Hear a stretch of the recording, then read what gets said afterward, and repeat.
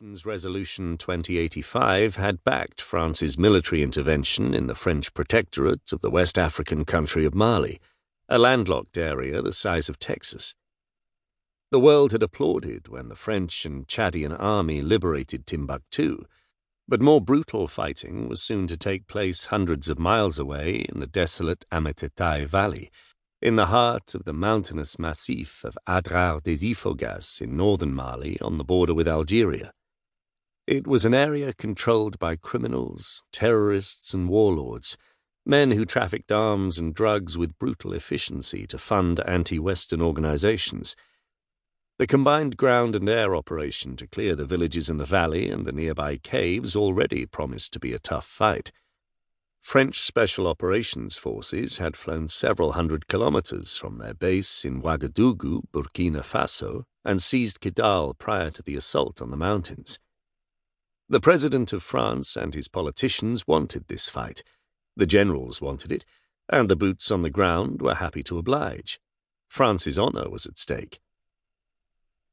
Caporal-Chef Serge Sokol ushered his sniper platoon into the Puma helicopter's oven-hot interior from where he and the other 11 men would fast rope down once they reached their landing zone. A month before, when they had parachuted into Timbuktu and secured it from the terrorists, they had had the upper hand. But the rough terrain of boulder-strewn ground here favored the defenders. Limited access towards the caves funneled troops into narrow choke points, easy targets for ambush. The snipers were going in by helicopter and would then slog across the broken ground and establish their own fire positions. Their long-range rifles would give the attacking legionnaires a better chance of advancing. "Bird?" a voice hailed Sokol. The Russian's face, lined from 20 years' service in every eye-squinting theater of war that Africa could throw at the Legion, creased further into a grin. In the Slovak language, Sokol was a bird of prey, his new identity given to him by the recruiting captain at the barracks in Marseille on the day he had joined. The immaculately dressed Foreign Legion officer told the gangly, unkempt, and malnourished youth that it suited his hawk-nosed face, and that if he survived the weeks of training and made it through to the Legion's parachute regiment, the captain would pay for a falcon tattoo out of his own pocket. It was the first sign of comradeship the runaway youth had ever known, and it spurred him on. And now there were so many falcon tattoos across his muscled torso, his skin looked like a damned aviary.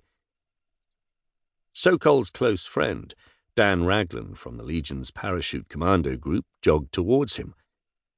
Sokol cupped a hand to his ear against the puma's roar as Dan shouted, "The target's moved! He's in another cave!" The caves were refuge to Abdul Hamid Abu Zaid, one of the world's most wanted terrorists, commander of Al-Qaeda in Mali and the 2nd Foreign Legion Parachute Regiment's target. Their task? To capture Abu Zaid alive and retrieve terrorist intel hidden in the caves.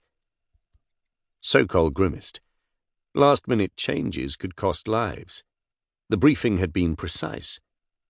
As the Legion's paras fought forward, the regiment's commando unit would abseil down from the cliff tops and strike into the caves that held the terrorists and their leader.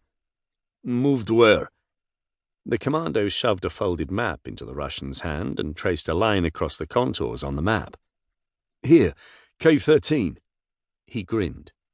"You think that's unlucky?" "Only to idiots like you who expose their arses sliding down a cliff face on a rope. Who's made the change?" The younger man turned to face the cluster of officers standing in the background with 2 civilians. One civilian wore an eye patch that barely concealed the welt of a scar. These were British and French intelligence officers who had laid out the plan to capture the wanted man. A third spook, an American, had left 2 days before. It was obvious to anyone with half a sun-baked brain that this operation was all French, despite international support. If there was a cock-up, it would only be French blood that was spilt. Though not all French. Not for those who served in the Legion. Those who went in first.